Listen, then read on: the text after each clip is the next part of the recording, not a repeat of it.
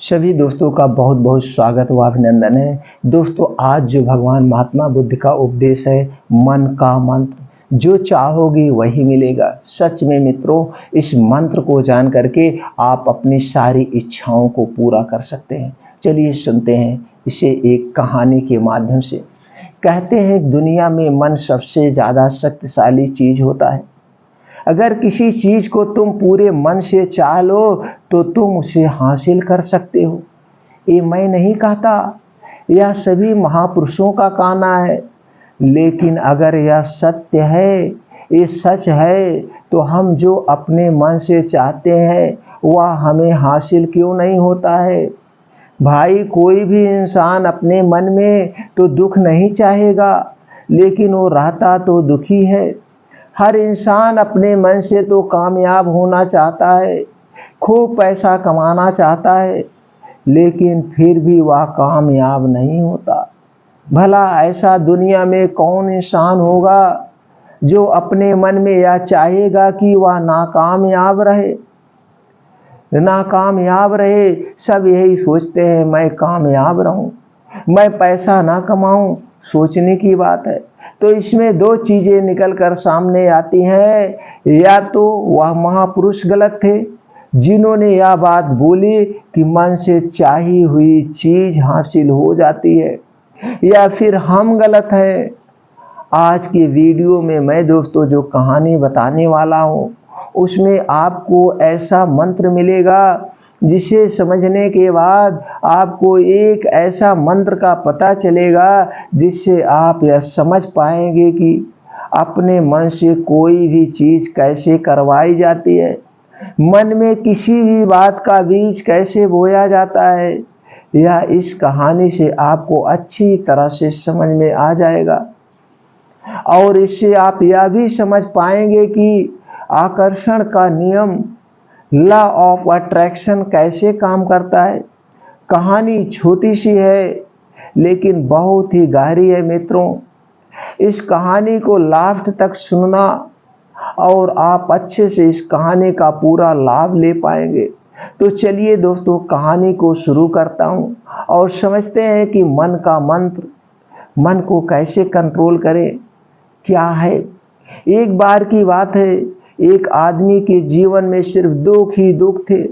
वह जो भी काम करता उस बेचारे का वह काम पूरा ही नहीं होता। घर में आता तो घर में कलेश बना रहता, किसी से कोई मदद मांगता तो कोई उसकी मदद नहीं करता। ऐसा लगता था कि चारों तरफ से उसके ऊपर दुख का पहाड़ टूट पड़ा है। उसे समझ नहीं आ रहा था कि मैं इन दुखों से कैसे पार पाऊं। वह दिन रात यही सोचता रहता था कि अपने दुखों से छुटकारा कैसे पाना है। इसी कारण से वह रात में सो भी नहीं पाता था। उसकी आंखों के नीचे बड़े बड़े काले घेरे बन गए थे, जो इस बात का प्रतीक थे कि वह आदमी कितना दुखी में है, कितना दुख में है और कितना चिंतित है। कभी कभी तो उसके मन में आत्महत्या करने के भी ख्याल आते थे, लेकिन अपने परिवार की चिंता करके वह यह कदम नहीं उठा पाता। वह इतना दुखी हो गया कि उसने निर्णय किया कि वह अब इन दुखों से छुटकारा पाकर ही रहेगा। इसके लिए चाहे उसे कितनी ही कड़ी मेहनत करनी पड़े, कुछ भी करना पड़े, चाहे अंगारों पर चलना पड़े, लेकिन इन दुखों से छुटकारा हासिल करके ही रहेगा, हासिल करके ही रहेगा। ऐसे ही एक दिन उसने अपने मित्र से पूछा कि मित्र, मैं अपने जीवन को कैसे सुधारें। उसके मित्र ने उसे बताया कि तुम किसी बाबा के पास जाओ और बाबाओं के पास ऐसा मंत्र होता है जिससे सारे दुख मिट जाते हैं, जीवन में खुशियां भर जाता है और धन संपदा भी हासिल होती है। तुम किसी ऐसे बाबा को ढूंढ लो, बस तुम्हारा काम बन जाएगा। उस आदमी के मन में यह बात पूरी तरह से पक्की बैठ गई कि कोई बाबा ही मेरा दुख दूर कर सकता है। और इसलिए उसे किसी भी बाबा के बारे में पता करने लगता है और पता चलता है तो वह उस बाबा के पास पहुंच जाता है। उस बाबा को अपनी समस्या बताता और उससे उसका समाधान पूछता और कहता कि बाबा, मैं कुछ भी करने के लिए तैयार हूँ, लेकिन मेरी इन समस्याओं से मुझे छुटकारा दिला दीजिए। आप जो कहेंगे मैं वह करूँगा, लेकिन मेरे जीवन को सुधार दीजिए बाबा, सुधार दीजिए। उसे कुछ टोने टुटके बताते थे करने के लिए और बदले में दान दक्षिणा लेते थे कि यह टोना टुटका करने के बाद तुम्हारे घर में सुख शांति बनी रहेगी। बस इस टोने टुटके को पूरी विधि के साथ करना। वह आदमी घर लौटकर पूरी विधि के साथ टोने टुटके करने लगा, लेकिन बहुत टोने टुटके करने के बाद भी उसके जीवन में कुछ बदलाव नहीं आया। इसके विपरीत उसका जीवन और ज़्यादा दुखी हो गया। जो भी बाबा उसे टोना टुटका देता था वह बदले में उससे दान दक्षिणा लेता था, जिससे उसका धन भी धीरे धीरे खत्म हो रहा था। इससे उसके जीवन में दुख और ज़्यादा बढ़ गया। तब उसे लगा कि बाबाओं के पास जाने से तो मेरे जीवन में दुख कम होने की बजाय बढ़ते ही जा रहे, तो मुझे क्या करना चाहिए? बाबाओं के पास जाऊं या ना जाऊं? फिर एक दिन एक आदमी ने उससे बताया कि तुम अपने घर में किसी पंडित को बुलाकर हवन करवा लो। हवन होगा, घर में शुद्ध हो जाएगा। कोई भी बुरी ऊर्जा होगी घर में तो वह घर से बाहर चली जाएगी। किसी पंडित को बुलाकर पूरे विधि विधान से उसे मंत्र उच्चारण कराओ, हवन कराओ, जिससे घर में सुख शांति आए। उस आदमी के मन में यह बात बैठ गई और उसने एक पंडित को अपने घर पर बुलाकर हवन करवा दिया। हवन अच्छी तरह से संपन्न हुआ। बदले में पंडित ने भी अच्छी दान दक्षिणा ली और उसके बाद वह वहां से विदा हो गया। लेकिन कुछ दिनों के बाद उस आदमी को महसूस हुआ कि उसके जीवन में अभी भी कोई बदलाव नहीं आया। अब वह आदमी पूरी तरह से दुखी हो गया और ज्यादा परेशान हो गया। अब तो उसे लगने लगा था कि मेरे जीवन में से दुख कभी खत्म ही नहीं होंगे। और यही सोच सोचकर उस आदमी का बुरा हाल हो गया था। फिर एक दिन उसे अपने मित्र से एक ऐसे बाबा के बारे में पता चला जो समाधान बताने के लिए कोई दान दक्षिणा नहीं लेता था, कुछ भी नहीं लेता था। उस आदमी को लगा कि यह बाबा दूसरे बाबाओं की तरह नहीं हो सकता है, क्योंकि यह तो दान दक्षिणा लेता ही नहीं, और अगर दान दक्षिणा नहीं लेता तो यह सच में कोई सिद्ध बाबा ही होगा। यह सोचकर वह उस बाबा के पास पहुंच जाता है। जब वह आदमी वहां पर पहुंचता है तो वह बाबा ध्यान में बैठे हुए थे। यह देखकर वह आदमी वहीं पर चुपचाप बैठकर ध्यान से बाहर आने का इंतजार करने लगा। थोड़ी देर बाद बाबा ने आंखें खोली तो सामने एक दुखी और परेशान युवक को बैठे देखा। उसकी आंखों के नीचे काले घेरे देखकर ही समझ गया कि यह आदमी अपने जीवन से कितना परेशान है। उसे संबोधित करते हुए बाबा ने पूछा कि बच्चा क्या चाहते हो? बाबा के पास क्या लेने आए हो? उस आदमी ने कहा, बाबा, मैं अपने जीवन से बहुत परेशान हूँ। मैंने इन दुखों को दूर करने के लिए बहुत सारे रास्ते अपनाए, हर वो तरकीब करके देखे जो किसी बाबा ने मुझे बताई, हर वो काम किया जो कोई इंसान ने मुझसे करने को कहा, लेकिन मेरे जीवन में दुखों में कोई कमी नहीं आई बाबा, कोई कमी नहीं आई। इसके विपरीत मेरे जीवन में दुखों में बढ़ोतरी हो गई बाबा। मुझे समझ में नहीं आ रहा कि मैं क्या करूं।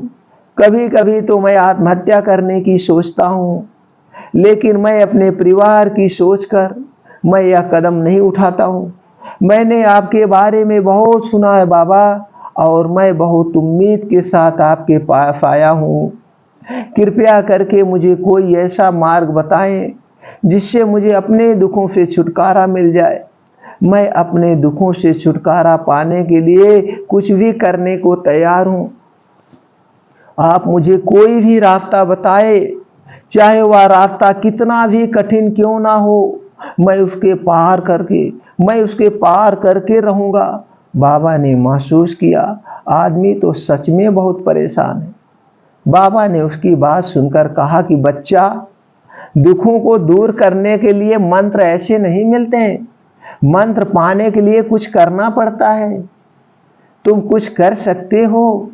यह सुनकर पहले तो उस आदमी ने सोचा कि यह बाबा भी मुझसे दान दक्षिणा मांगेंगे, लेकिन और कोई रास्ता ना पाकर उस आदमी ने कहा, बाबा, आपको जितना भी दान दक्षिणा चाहिए मैं देने के लिए तैयार हूं, लेकिन आपका मंत्र सच्चा होना चाहिए, वह पूरा होना चाहिए, उसका फल मुझे मिलना चाहिए। उसके बाद मैं आपको जो भी दान दक्षिणा लेना चाहते हो मैं आपको दे दूंगा। बाबा ने कहा, दान दक्षिणा तो बहुत छोटी चीज है, मुझे वह नहीं चाहिए। इस पर वह आदमी सोच विचार करके बोला, तो बाबा, मैं अंगारों पर भी चलने के लिए तैयार हूं, आप मुझे बस आज्ञा दीजिए। बाबा ने कहा, अंगारों पर चलने वाली छोटी चीज में तुमसे नहीं कराने वाला हूं। मैं जो तुम्हारे लिए तुमसे काम कराने वाला हूं वह बहुत ही कठिन मंत्र है, उसे पूरा कर पाओगे? उसने कहा, बाबा, आप मुझे बताइए तो सही, मुझे करना क्या होता है? मैं कुछ भी करने के लिए तैयार हूं। इस पर बाबा ने उससे कहा कि यहाँ से जब तुम अपने घर जाओ तो रास्ते में अकेले मन में दोहराते जाना कि मैं सुखी हूँ, मैं आनंदित हूँ, मैं सुखी हूँ, मैं प्रसन्न हूँ, मैं आनंदित हूँ। बार बार अपने मन में यही 4 शब्द दोहराना और याद रहे, जुबान पर नहीं आना चाहिए, यह सिर्फ मन में दोहराना है। यह सुनकर वह आदमी बोला, बाबा, बस इतनी सी बात, यह तो मैं चुटकी बजाते ही कर लूंगा, लेकिन इससे होगा क्या बाबा, इससे होगा क्या? बोले कि इस मंत्र को करके तो देखो।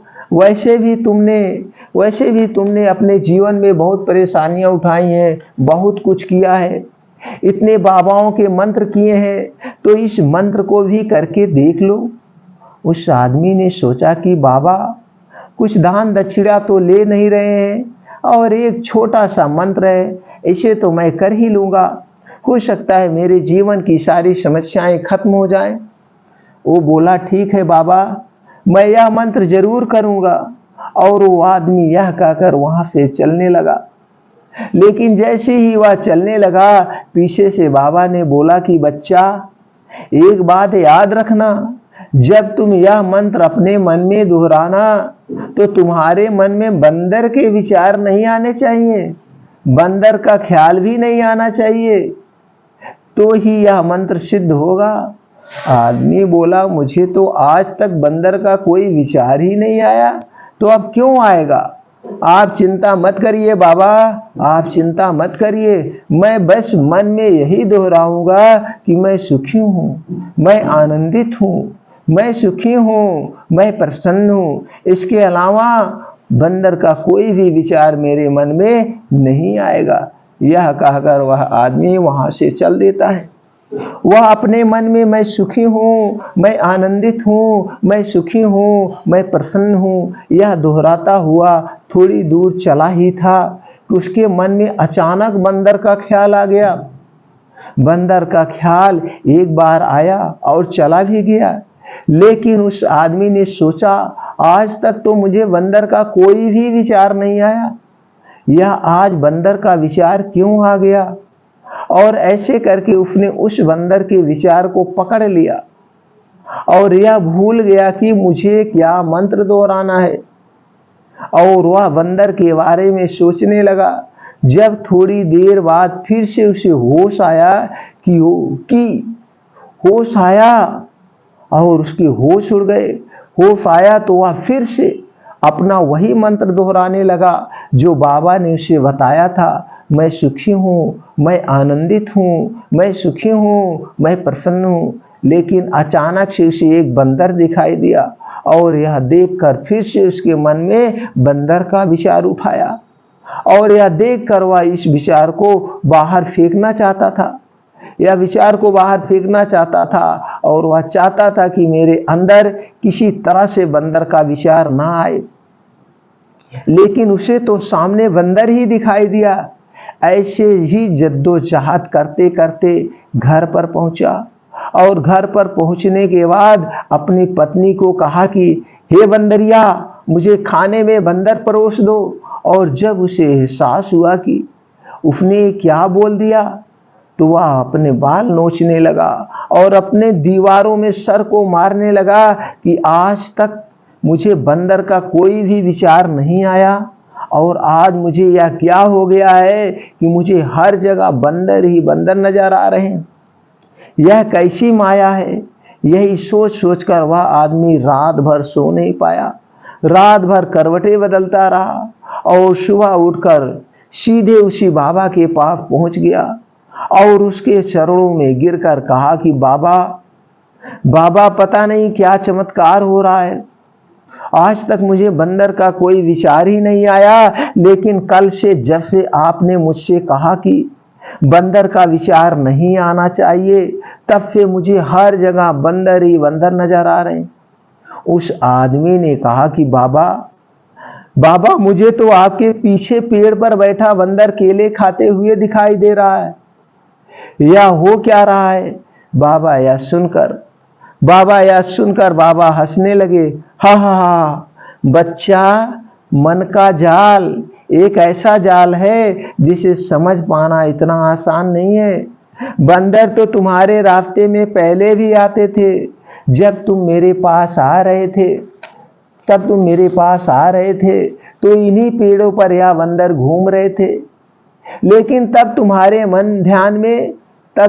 ध्यान में यह बंदर नहीं था, तब तुम्हारे ध्यान में सिर्फ दुख थे।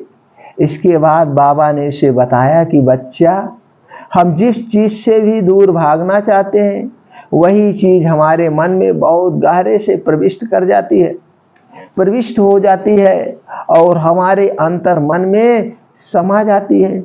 असल में हम जिस चीज से छुटकारा पाना चाहते हैं उससे छुटकारा इसलिए नहीं पाते हैं कि वह हमारे साथ बहुत गहरे से जुड़ी हुई है और हम जितना ही इससे छुटकारा पाना चाहते हैं वह उतनी ही गहरी हमारे मन में बैठी चली जाती है और आखिरकार हमारे अंतर मन में छा जाती है। ऊपर से तो हम चाहते हैं कि सुखी होना कि मैं सुखी हूँ। हमारे ओठ भी यही बोलते हैं और बोलते रहते हैं, लेकिन हमारे मन में दुख समाये होते हैं। हमारे विचारों में, हमारे मन में दुख ही दुख दिखाई देते हैं। इसलिए अपनी जुबान से बार बार यह बोलने से कि मैं सुखी हूँ, मैं आनंदित हूँ, मैं सुखी हूँ, मैं प्रसन्न हूँ, अब ये सुखी नहीं होंगे जब तक यह मंत्र हमारे अंदर मन में प्रविष्ट नहीं होगा। इस पर उस आदमी ने पूछा कि बाबा, लेकिन यह मंत्र हमारे अंतर मन में प्रविष्ट कैसे होगा? यह सुनकर बाबा ने कहा कि बच्चा, अपने जीवन में अपने दुखों से लड़ना बंद कर दो। जब तक तुम अपने दुखों को दूर करने के लिए सोचते रहोगे तब तक वह दुख तुमसे चिपके रहेंगे, तब तक वो दुख तुम्हारे अंतर मन में अपना राज बनाए बैठे रहेंगे। और जिस दिन तुम उन दुखों के बारे में सोचना ही छोड़ दोगे, उन दुखों से छुटकारा ही नहीं पाना चाहोगे, उसी दिन से तुम्हारे जिंदगी से दुख गायब हो जाएंगे। क्योंकि किसी भी चीज से छुटकारा पाने के लिए हमें उस चीज के बारे में सोचना पड़ता है और हम जितना ही उस चीज के बारे में सोचते हैं वह उतनी ही गहरी हमारे मन में प्रविष्ट हो जाती है। हम अधिकतर समय दुखों के बारे में ही सोचते रहते हैं अधिकतर समय दुखों के बारे में सोचते रहते हैं। हम यही सोचते हैं कि हमारे जीवन में दुख है और हमें इससे छुटकारा पाना है।